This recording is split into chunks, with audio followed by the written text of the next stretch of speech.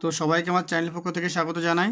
তো তোমরা দেখো, এরকম টাইপের কোশ্চেন কিন্তু পরীক্ষায় বারবার এসছে। এরকম টাইপের কোশ্চেনগুলো আমরা খুব অল্প সময়ের মধ্যে আমরা সলভ করে নিতে পারবো, এবং আসন্ন সমস্ত পরীক্ষায় কিন্তু এরকম টাইপের কোশ্চেন বারবার আসে, যেমন এসএসসি জিডি বলো, আর্মি বলো, ডাব্লিউপি বলো। তো আমরা কীভাবে করবো প্রথম দেখে নাও। লেখা আছে 5 অঙ্কের বৃহত্তম সংখ্যার নিকটবর্তী সংখ্যাটি কত, যেটি 35 দ্বারা সম্পূর্ণ বিভাজ্য। আমরা 5 অঙ্কের বৃহত্তম সংখ্যা কত জানি, যে 5টি নয়। এবার আমরা কি করব, এটা 35 দিয়ে ভাগ করব। 35 দিয়ে ভাগ করলে 35 জন্য 70, 9, 2, 9।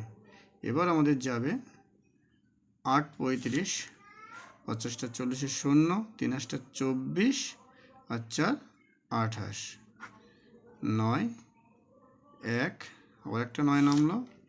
এবার আমাদের যাবে 5 দিয়ে যাবে, 5 5 25, 3 5 15 আর 2 17। এখানে এসে গেল 4 2 9 নামবে। তাহলে এবার যাবে আমাদের 7 দিয়ে যাবে। 7 দিয়ে গেলে এখানে হয়ে যাচ্ছে 5 4 2। তাহলে দেখো এখানে আমাদের থেকে যাচ্ছে অবশিষ্ট 4। এই যে 4 অবশিষ্ট থাকছে, যখন দেখবে আমাদের বলবে যে নিকটবর্তী সংখ্যাটি কত, যেটি 35 দ্বারা সম্পূর্ণ বিভাজ্য, তখন আমাদের কি করতে হবে, এই যে 5 অঙ্কের যে বৃহত্তম সংখ্যা, এর থেকে এই 4 বাদ দিয়ে দিতে হবে।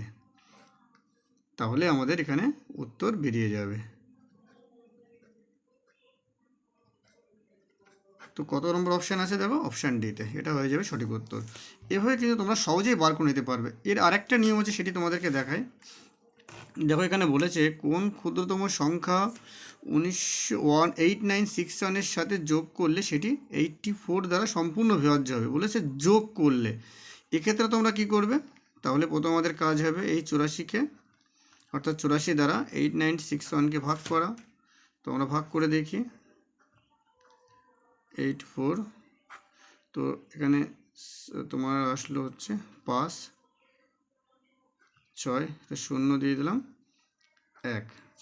এবার আমাদের কত দেবে, 6 48, 27, 6 দিয়ে যাবে। 6 দিয়ে আসলে হচ্ছে তোমার হচ্ছে 24 4, আর 6 48, আর 2 50, 504। তাহলে এখানে কত হয়ে যাচ্ছে, 57।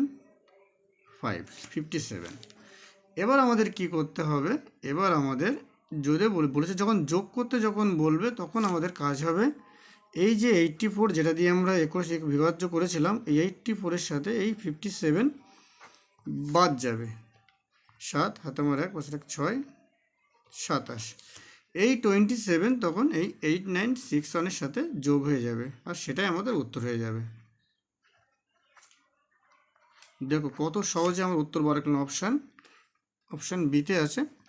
তো এইভাবেই কিন্তু তোমাদের এই টাইপের কোশ্চেনগুলো এভাবে সলভ করতে পারবে। দেখো তোমরা খুব দ্রুত কিন্তু এগুলো করতে পারবে। তাহলে এগুলো যদি তোমরা পারো, তাহলে এই অঙ্কটা তোমরা বাড়িতে হোমওয়ার্ক প্র্যাকটিস করো। কত উত্তর হয় অবশ্যই তোমরা কমেন্ট করে জানাবে। ধন্যবাদ সবাইকে।